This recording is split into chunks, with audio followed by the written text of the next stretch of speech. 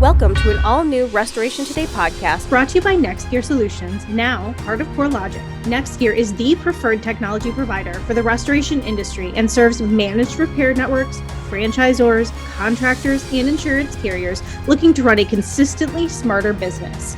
Manage your jobs from anywhere and communicate with customers in real time. Visit nextgearsolutions.com to learn how NextGear can help you transform your restoration business today. Hello there. Thanks for checking out this episode of the Restoration Today podcast. Today, I'm excited to be joined by another podcaster from the industry. He has been doing it for a hot minute, longer than me. It is Mr. Gerrett Stier from GMS Distribution. He is a great guy. You'll probably know him by the beard. He's been in the industry for a while and has a great podcast and has great guests and all of those things. So Gerrett, thank you so much for joining me. I'm excited to have you here, and I'm going to toss it right over to you. I'm hoping you can share a little bit about your background in the industry and how you got here. Yeah, I can do that. So absolutely. Thank you for having me first. It's so much fun just to jump on. And I know before we started this podcast, like, what are we going to talk about? It's like, I don't know. We'll figure it out. So I love how casual it is. And that's right up my alley. Love that. So my name's Gerrett Stier. I own a company called GMS Distribution. We make power distribution equipment for the restoration contractors, plugs into range and dryer outlets, provides extra power on residential jobs. I've been doing that for, let's say, full time, just over 10 years. And that's been my main job is supplying restoration industry. This industry is also my main market. So I would say over 90% of my sales is in the restoration space. We have a distribution across the nation with many distributors. So our products are pretty easy to find if anybody wants to go and get them. So that's a little bit about me and why I'm in the industry. How did you end up here? What does your background look like? Like, did you grow up in construction? Were parents in the trades? How'd you end up here? Right. I didn't know how far you want me to go back. So I can keep asking. We're good. I grew up in a family business. My dad was an electrician. So I had my journeyman license when I was 19 years old, coming right out of high school. Worked with him. I started making power distribution equipment I had a good friend of mine that owned a water route in Fort Wayne. Chris Laney made some power distribution equipment for him just on the side. And then we subcontracted for a Paul Davis system, which I was more involved on the fire side, not the water side. So I didn't realize that this was even a thing that people needed. Once Chris, I made it for him. He wanted 5 more. I took it to the Paul Davis. They wanted 5, and then started taking it around to the other places in Fort Wayne. When 2008 came through, housing market crashed. My hours get cut in half, and basically, I start selling power boxes to supplement my income and pay bills. So I'm traveling to Chicago and Detroit and Cleveland and Columbus, Cincinnati, Indy. I guess I should say I'm from Fort Wayne, Indiana. So I have, I think, a 3-hour access to quite a few cities, and then even going outside of that, Pittsburgh, Nashville, St. Louis. So I was able to go out and basically just sell power boxes out of the back of my car until a Ramsco saw what I was doing, and they were like, "Why don't you just go make them? Let us sell them." And that's really kind of how it started for me. About 2 years after that, I had too many power box orders coming in, and my dad said, "Get out of here, go make power boxes." And I've been full time with it ever since. So that's kind of how I started. I joke that I'm an electrician with a manufacturing company. It was never planned, but it just kept growing, and I kept sticking with it. So how have you managed to scale your business in the way that you have? I know that I think we're a little the same in we like things done maybe a certain way, right? Yep. And so that's not necessarily a bad thing. There are times when you have to learn, okay, I got to let this go and let somebody else do it. But how have you managed to scale so much, mostly on your own? I guess it's just the processes. The processes here of just trying to find a better way, better solutions for things, just streamlining things. And that's really where, I guess that's the answer. When I first started, things were clumsy, but it's like, now I know that if I build that, I want to build 3 power boxes at a time. So just say when I first started, I was building 1 at a time. Then it was like, well, I'm going to do assembly lines. So I'm going to do 20. Well, then that didn't really work out well. It was like, I'm going to do 10. That took up too much space on the bench. The sweet spot's 3. You can do 3. You can do 3 of them in an hour, and then that also gets you that immediate gratification that I just got something done, instead of you go a whole day and you can't even complete 20, and you're just like, what did I do all day? So that, and then yeah, just like streamlining processes, working with vendors to, create the right orders, I guess, and just making things simple, easier, less labor. I mean, labor is the problem for everybody, and so anytime I could cut labor out of something like that's kind of where my brain is all the time when I'm looking at how things are done in the business, is really that labor's like, where can I cut labor? Where can I make more time for myself? And yeah, we've just been able to do it in how we order and how we process orders and how we manufacture things and how we ship things. It's really just streamlined down to the least amount of labor to get a box out the door. So how much do you think it helped your work ethic? I heard you talking on Restore Your Power to Succeed with Rachel Stewart. You were talking about, you started working as a teenager. I'm the same. And I think that that's kind of something that's gone. You hear a lot of restorers say, I started working at mom and dad's company. When I was a teenager, I was drying carpets before I knew what I was doing, really. Right. Right. But that's kind of something that's going away. I think the world does expect a lot more of teenagers and kids today. Like, grades are so hard and all of that. But how much do you think that made a difference in your work ethic, learning to work and juggle school as a teenager? Well, yeah, no, 100%. It helped. I wanted to get out of school and just go work, because that's what I wanted to do. And I forgot, I wanted to mention it in that podcast you were talking about, and I forgot.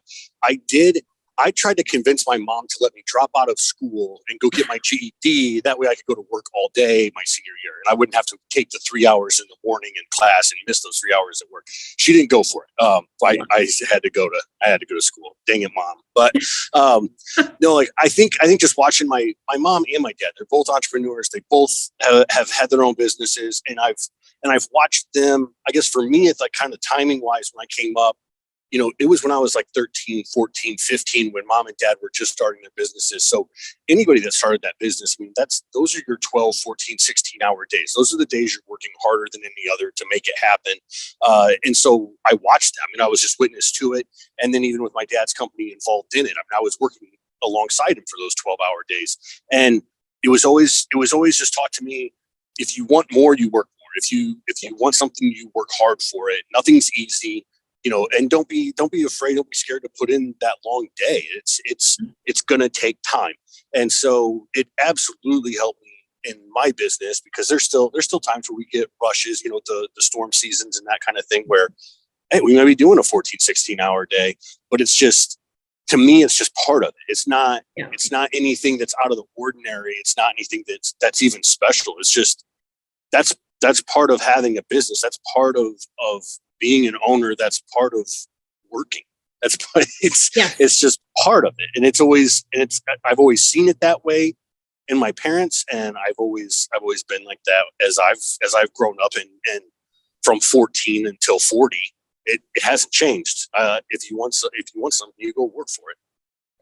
That's exactly right. And I think you've also mastered, well, maybe not mastered might not be the right word, but you have also maybe excelled a little bit in the work hard, play hard, right? I mean, were you just hunting for a while, right? So how long did it take you to reach that point in your career and your company where it's like, all right, I'm working really hard, I can play hard too? I think that was, that's such an interesting question, because, and I think, I mean, a lot of people running their own businesses, they know it. There's always work to do. You could work until 10 o'clock every single night if you wanted to. And it took me a minute to stop doing that, to start prioritizing, to start saying no to some things. Mm-hmm. And right away, right when you start, you say yes to everything. You don't want to make anybody unhappy. You want to do as much as possible. If it's there, you want to go get it, because you don't know how long it's going to be there. Well, then I think as as that business matures, and as it gains a little more, what's the word I'm trying to, like, consistency, you don't have to, you can start being picky if you want to, but you have to make that choice. And that was a choice that I made. I know there was plenty of times where I would skip a vacation or skip going to do something. It's like, oh no, I still have work to do. I still have work to do. But the one thing I found out, though, is when my wife made me go on vacation, or I was forced to go do something away from work, when I came back, those things were still there. The work was still there. It didn't magically go away, or I missed something. Nope. I came back and it was still there. So I think that was probably 3 or 4 years ago, where I really was just like, like you can leave. It's okay to leave. If your bills are paid and you're happy where you're at, and you can say no to some things. You can put some things on hold and on pause. And when you come back, that work will be there. You didn't miss anything while you were gone. Yeah. And if you have the right relationships and people know you, they know your work ethic, they know your product, they know that it's, I agree with that.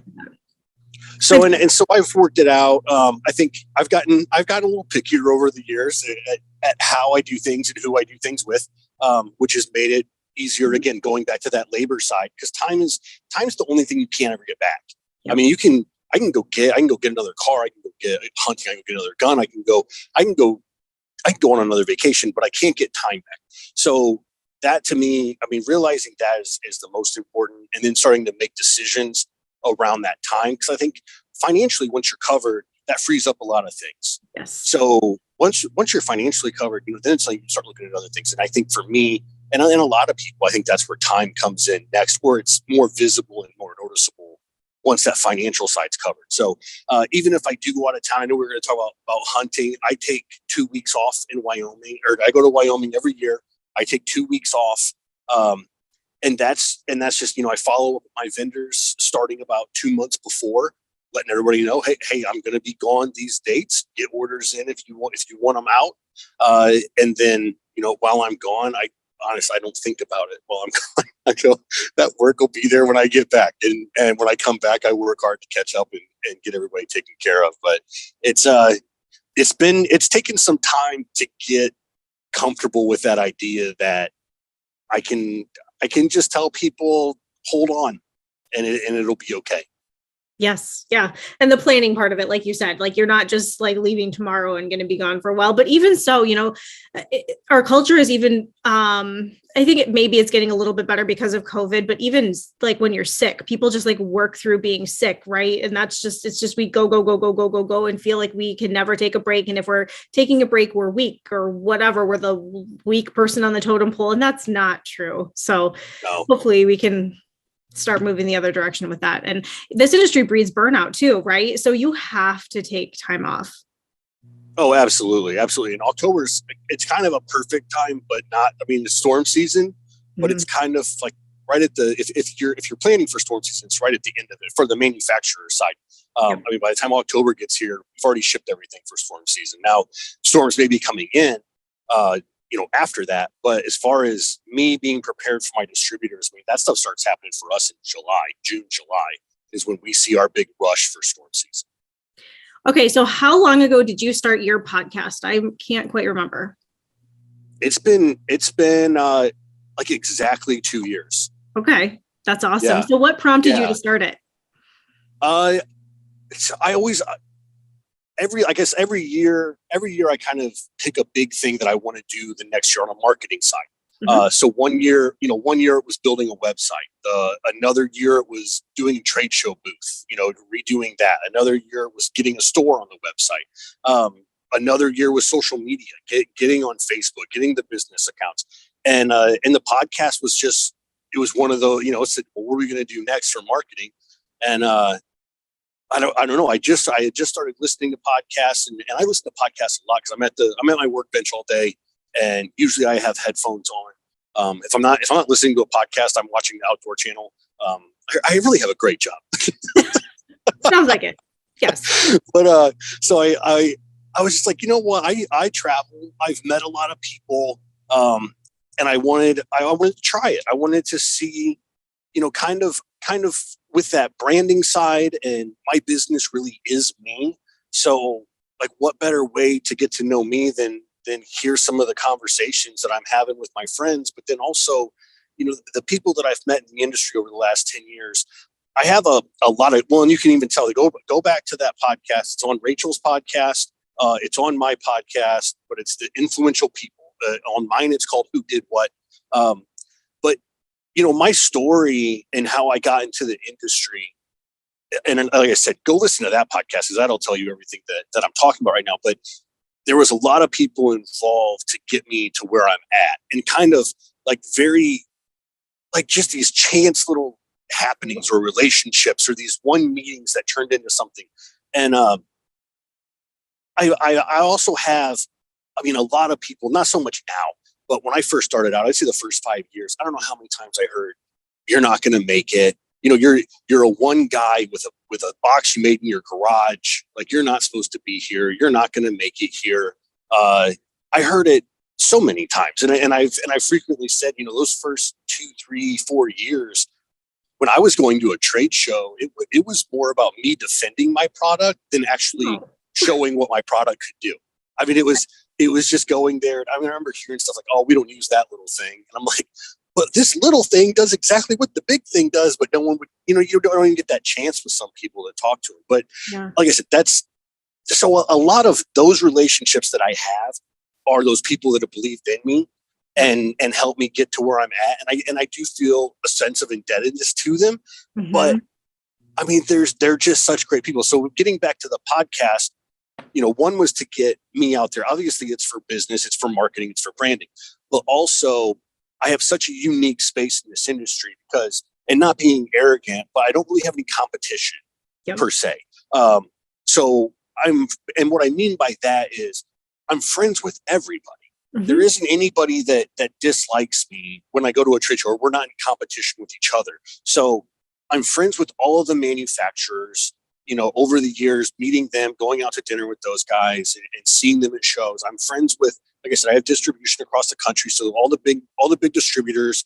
And now I'm talking with distributors, though, all the way from a corporate level, national sales level, down to sales reps in each city, down to the purchasing departments, the general managers of stores. I mean, and just showing just a broad variety of the people that I'm in contact with, and then the customer. And then you start going to flood houses where my product is, I put my product in flood houses so they could use it and show it. Friends with all the instructors. And it's just, you start looking at the industry, and I have unique relationships with every aspect of this industry. And I thought that if I could get a podcast and I could sit down and talk with people and kind of share why they're important to me, to everyone else. And it's such a great medium too, because I'm sure right now I have over 70 episodes. And if you scroll through there, you may know more than half the names, but I would think a lot of people don't know many of the people I'm talking to, but each one of those people have such a huge impact on this industry. And I know that there's people that are using products and they're like, "Oh, I didn't even know where that came from, but I listened to your podcast and heard this," it's like, "Oh, that was cool." So I think, again, just like getting that word out there, letting the industry know we are small, but at the same time, like, there's a lot of people that kind of came before us too, that people don't know about. So, even talking with like those kinds of instructors, I think those are kind of my favorite ones. The people the Barry Costas, the Rachel Adams, Brian Brainerd, Darren Foote. Some of the instructors that I've talked to that have just been in this industry and helping it grow and be better for so long. I think so many people just go out and they do a job. But it's like, you're only able to do that job because of all these other people who have been doing it before you. And so I just like sharing that side of the industry with more people too. And I'm in a unique space to do it. So I started doing it. And kind of when I started, again, like, even with what I said, like, it's like, "Oh, you shouldn't be here. Your product won't make it." I remember people like, "What are you going to talk about? Electricity? Like, no one's going to listen to it. You're wasting your time." And it was just like, "Well, we'll try it. You know what? I'm going to do it. I'm going to do it every week for 6 months." And I just, whenever I go all in on something, I go all in. I think I spent about $3,000 on equipment, and I just went, we're going for it. We're going to do it for 6 months. If I hate it, I'll stop doing it. If I love it, I'll keep doing it. And we're just going to try it. And after 6 months, I absolutely loved it more than I could even imagine that I would. I really thought it was going to be another thing I have to do during the week. I have to record another hour. And it's probably the thing that I look forward to the most is jumping on a call or getting face to face with someone. And the stories that people have and the stories that people share of how they got to where they got, or where they've gotten, they're fascinating. Mm-hmm. And you would never know that. The other thing too is most of the people on the podcast, I've had tons of conversations with them. I have their cell numbers. Like, we are friends. We go out to dinner, but rarely have I ever talked to them more than 10 minutes at one time. Yeah. And usually It was about how the show's going. Sure. But then when you sit down, and I know you're getting that too with your podcast, when you sit down with someone and you start talking for an hour and a half, the kind of like the things you get to know and the things you get to learn and the bond you make with those people and your network, and it's just phenomenal. I'm getting excited. I'm getting excited thinking about it. It's so much fun. This is my favorite part of what I do. And, what you said about what are you going to talk about electricity? Well, it's not about your brand. Like, this isn't about CNR. It's not about GMS, right? It's about the relationships. And for me, and I think for you too, it's introducing those people to the industry, right? Like, it's never about me. It's like, I have a hard time pacing myself with podcasts. My husband kind of hates me for that because I talk to there are so many people that I want the industry to know. And I think you're probably the same. And there are so many people whose stories should be told and deserve that platform and whatever. I was talking about like Warner Cruz. I did a podcast with him yesterday, and that was the first time he's ever been on a podcast. And for me, I'm like, how is that possible? Like, you're a gem. I don't know. But there's so many people. I mean, Warner's a perfect example. There's so many people in this industry that are like that. So many. We could be doing a podcast every single day. And we say it's a small industry, and it is, but there's still stellar people here. And the industry is different. I came from TV, which you've probably heard me say, and people aren't as nice in other industries as they are in restoration. You don't make the friendships and the relationships in other industries like you do here, I don't think. You think so? Well, we've talked about that and like kind of why. And I think it's because I was just talking to Jason Burrows. He's going to be on the podcast, but we were just talking about the industry and why we're here. And at the core, it's to help people. And so Jason Burrows, if you don't know who he is, he's a marketing guy.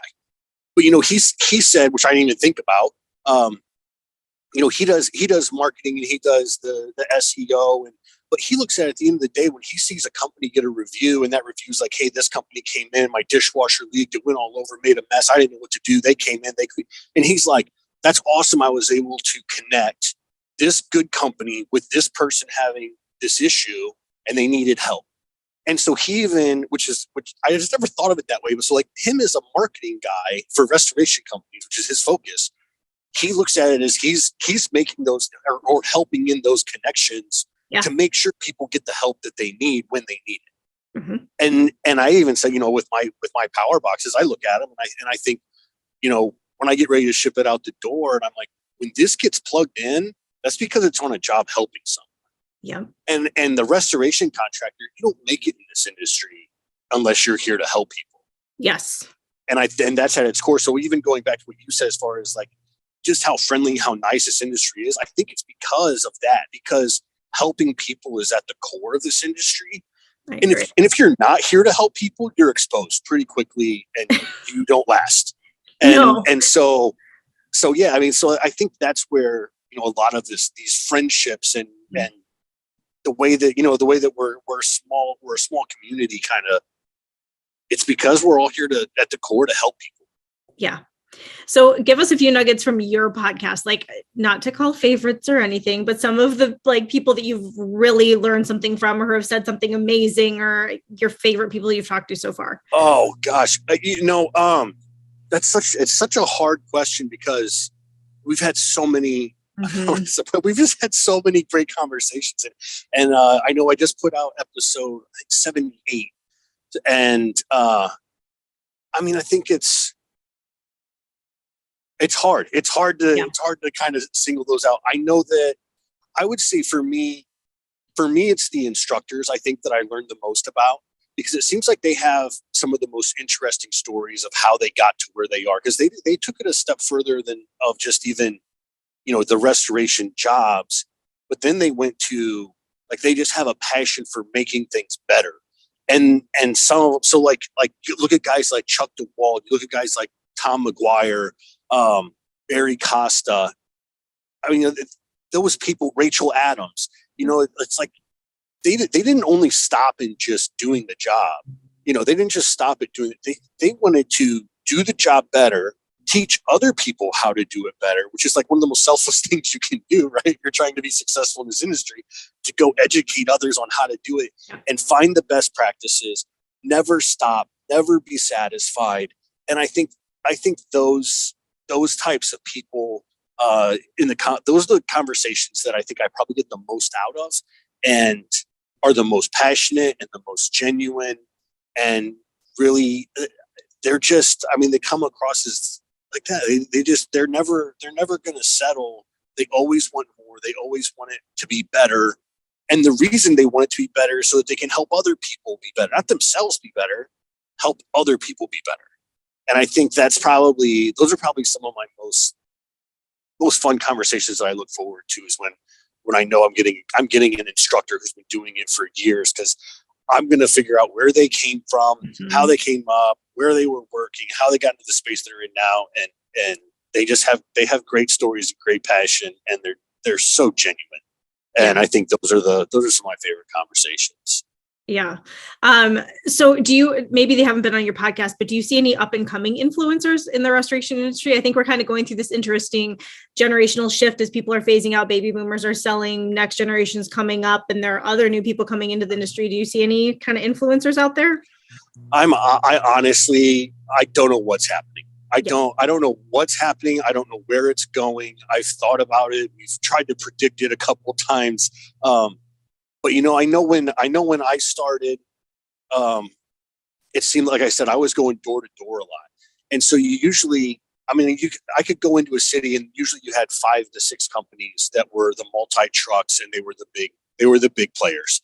And there really weren't that many like owner operators. Like, it was either like you had 3 trucks or more, or you really weren't doing much. And now I see so many people are getting bought up and acquired. And so on one side, you have all these large companies getting acquired, which is just creating like now mass national companies. And there's a lot of them, and they're growing. And that's something that's new. Where, you used to have the DKI that would bring everybody together, or these other groups, that you could be a part of that would bring people. Now people are just buying other people, and now they have branches everywhere. So there's that going on. But then there's also this whole side where there are a lot of owner operators right now. There are a lot of one guy in the truck.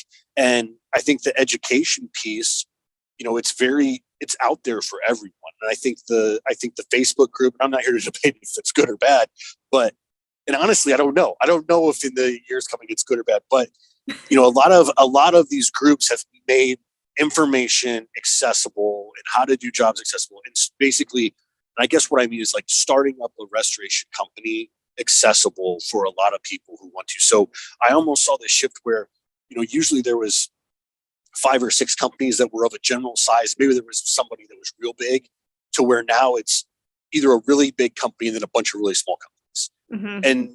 And so I don't know. I don't know what that means. I don't know where it goes from here, but it is kind of the shift that I'm seeing in the industry. All right. So a question I like asking everybody, especially people who have background in the trades, what is it going to take to attract more people into restoration? We're going to have we have a labor shortage issue now. It's going to get worse before it gets better if we don't figure this out. It's definitely, there's labor shortage with everyone. I can go to the UPS 5 days a week, and one of the days it'll be closed because of the labor issue. Yep. You go to your restaurant and the dining room's closed because of the labor issue. And that stuff. Those are 2 things that have happened to me in the last 2 weeks that I've seen. Mm-hmm. And so, it is happening everywhere. I think it's so difficult. It's so difficult too, because now if you want anyone to show up to work, you're paying them so much. Mm-hmm. And so wages keep going higher. But I think to get people into the restoration space, I think you're looking for somebody pretty specific. But I think to be able to show, that there is some immediate gratification in what you do. You're going to show up to a job that's complete chaos. If you want to help people and you have empathy, you can show up and you can, hey, I'm going to take care of this for you. At the end of the day, you get that immediate gratification because you did a job. You could visibly see what you did and accomplished in one day. Then the other cool thing I hear a lot of people say that they like about the industry is, you go 4 or 5 days and you leave that job and go to another one. You're not stuck on the same job for 3 months. Yeah. You're constantly doing something new. You're responding. Yes, it's hard. Yes, there could be burnout, but I think letting people I think once you get somebody in, then it's a matter of keeping them. I don't know the answer to hiring someone, but I think that once you do hire them, it's that immediate feedback. I think that I think that the people, I think people in general, but especially the next generation, they want this immediate feedback. I mean, they're used to it. They're used to it in their technology. They're used to it in school. They take a test. They know the grade 2 minutes later. It's all immediate. And so if they go 3 or 4 months and their boss doesn't tell them good job or tell them how they're doing or how they can improve, I think it's more of that. It's more of those one-on-one meetings more frequently, once a week. At the least, and really trying to build family in your business, community in your business, and I guess a synergy. But then also, this feedback of where we are, where we're going, how we're going to get there, and then how you're doing individually. But you have to be giving that feedback so constant. Just constant and consistent. And I think if you can do that, then you're going to start building trust. And when you build trust, now you have culture. And I think it's those things that'll keep people here. And I know I've talked to, we don't really get into it on the podcast, but, kind of off screen or, when we're not recording, we're asking because I wonder how often are you giving feedback to people? And some people don't do it at all. Mm-hmm. And it's and to me, and I see it with my son. My son's 19. He loves to be patted on the back 3 times a day. He loves that. And if you don't talk to him for 3 days, he gets mopey and he gets depressed and he doesn't like that. And I think that having people, and especially us as owners who are just used to self-starting and go, and just give me the job. I'm going to go get it done. I don't need anybody over my shoulder. It's different. It's different when you have people, team members working for you. Especially the younger guys and girls, I think it's that. I think a lot of things could be better with the consistency of the morning meetings, transparency, and feedback, whether it's good or bad, but constant and consistent feedback. Yep. Yeah, I agree with all that for sure. Okay. So before we wrap it up, you were talking about you listen to a lot of podcasts. So what are some of your favorites? Oh gosh. The one that I'm into, the stuff I listen to is probably terrible. No one wants to listen to it. I listen to a lot of hunting podcasts. That's probably my favorite. I have some of those that I really like. Nick Levy, I'm going to blame this on him. This isn't my fault. This is Nick's fault. Nick Levy got me started on a podcast called Time Suck. Okay. It's very vulgar. It's very offensive. It's called Time Suck. And it's hosted by a comedian, and he dives into so the one I just listened to, Hell's Angels, and he dives into the Hell's Angels for 2.5 hours, where they started, who started it, the different chapter. All the research. He basically is let me go do 10 hours of research on a topic and I'm going to report back. But then he's a comedian. So in the middle of it, he'll just make it. Well, for instance, I'm so bad at examples. No, everyone's going to be like, what are you talking about? No, this is a great example. I love it. He's talking about Hell's Angels and motorcycle clubs. And then in the middle of it, I think he threw in the Cleveland Steamers or something, which is a made up club. And he just just interjects fun and made up stuff. But at the same time, it kind of keeps you on your toes because you'll be hearing him talk. You're like, wait, that doesn't sound right. And then he's like, no, I was joking. Move on. And I don't know. Okay. I find it entertaining and educational. And he does a lot of interesting topics on things that I like. He does a lot of true crime stuff too. So, but again, very vulgar. If you can't handle a comedian, going to the comedy club and sitting there and not being offended, don't go listen to Time Suck. If you love the comedy club and you love true crime and history, go check it out. You might like it. Okay, fair. But it's Nick Levy's fault, not mine. Nick Levy. Okay. Got it. I go down the true crime rabbit hole very quickly. I probably just recently listened to 5 different podcasts on Jack the Ripper. And it's okay, you got to just let it go. It's fine. Okay. Anything else you want to add to our conversation before we wrap it up? I don't think so. I love, I guess one thing I want to add and kind of going back to, why I started the podcast. And now I've been doing it for 2 years. I know Eric and Larry at Blue Collar. I think they're almost 3 years. I mean, that they've been doing it. But I've seen a lot of new podcasts come out. I mean, since I've been doing it, I've seen yours, Rachel's. There's like Restoration Devastation or something. There's the Resto Domination, but yes. Domination. Yes, that one. Rico, yeah. There's that one. There's John Isaacson's got his. Rachel, I might have said that already, but so many people are coming out, and I love that. Oh, Clark Brown, he's got one. And I remember a couple people have reached out to me and they're like, hey, I was thinking about starting a podcast, but I don't want you to think I'm copying you. And I'm like, absolutely not. Like, the more information we can get, like, and again too, like, the market is so big. Somebody who wants to listen to me doesn't want to listen to somebody else. Someone who doesn't want to listen to me wants to listen to somebody else. Like, there's so much of an overlap there. And I'm really happy that this space, that it's available for people to come out and do a podcast. And I don't even want to say it, but like, I kind of like think to myself, like I started it, like I came out, showed that it could be successful, and other people were like, well, if Gerrett can do it, I can do it, kind of thing. Or, that I kind of helped create a space for it in the restoration. And I think that is, without like tooting my own horn, I don't know, but I think it's great. I think it's great that there's so many people and getting content out there.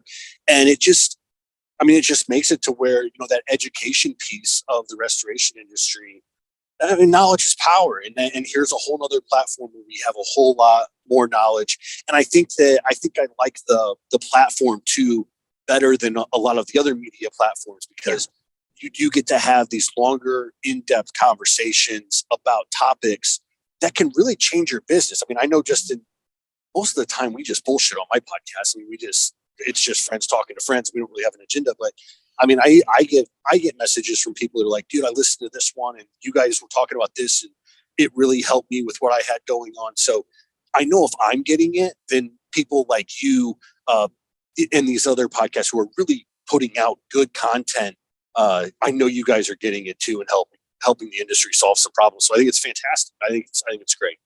I agree. And our formats are all a little bit different too, right? I think you draw out more personal stories than I'm able to. I kind of keep mine like short, concise. And when it's a friend like you or some other people that I know, I might draw a little bit more on the personal, and then, Rachel, I think hers is maybe more business development, leadership side of thing. And then John is quirky. John's John. I love John. So yeah. John is John. So everybody just has this different niche and format and style, and it does all work out. And there are so many people worth talking to. So Gerrett, thank you. You're awesome. I enjoyed this conversation very much. And we have to, and I'm disappointed right now because last time I talked to you, you didn't own a magazine. And I wanted to talk about that. And we don't have time for it right now on this one, but you have to be on mine again and do a follow-up on your first podcast, because I want to hear all about this story. This is a great story. Okay. I'm happy to. It's been fun to share the story, and it keeps evolving and all that. And it's a lot of fun. I've appreciated the industry very much. I don't know. Like you said, so many people helped you get where you are. I am absolutely the same. I am deeply indebted to a lot of people, both inside this industry and outside, but mostly in to getting here. Well, and then if I can remember John's podcast, you killed a lot of people to get here too, right? Yes, this is the hostile takeover. Yes, reign of terror and hostile takeover, according to John and his editing skills. I'm like, Lord, child, I don't know what to do with you and your anything. I was joking on somebody else's podcast. I sat in on a session with him at Core, and his humor is funny. But if you don't know John, it's like people don't get his humor. And so I was sitting there like, guys, that was a joke. That was funny. And people are like, no, it's funny. Oh, same thing. Oh, and I want to clear something up. I think, did you talk to Eric and Larry? Were you on their podcast or you? And they brought up the story where John called DoorDash. Yes. You know what I'm talking about? Uh-huh. Yep. Okay. I want to clear this up. He did not call DoorDash. I had a FedEx delivery that I had to go sign for. And when I went for it, he claimed while I was gone and couldn't defend myself that he called DoorDash, and somehow everyone now thinks like, so as witty as John is, he's not that witty to call a DoorDash on me. So I just want to figure that out. Hilarious. That was on, Just- I think Larry and just Eric were claimed to. talking about it on mine when I talked to them in Florida a month or so ago. That's funny. Yeah, they made it sound like it was true that he did that. And I'm like, no, I had a FedEx. So anyway, it's probably useless. It's useless to even try to defend it. I'll get my John husband wins. to cut this into my year-end blooper reel. So like it's their explanation and your explanation. Just to clear this up, here you go. I appreciate that. Yes. Yeah. Okay. Don't give John too much credit. John is great. He's helping me track down the CNR archives, bless his heart. So anyway. Oh, very cool. Yeah. All right. Well, I have loved chatting with you. I'm sure we'll see each other at shows in 2022. I'd love to chat more and keep catching up. Sounds good. Can't wait for the next one. Same. For more Restoration Today, visit our website, cnrmagazine.com, or find us wherever you get your favorite podcasts.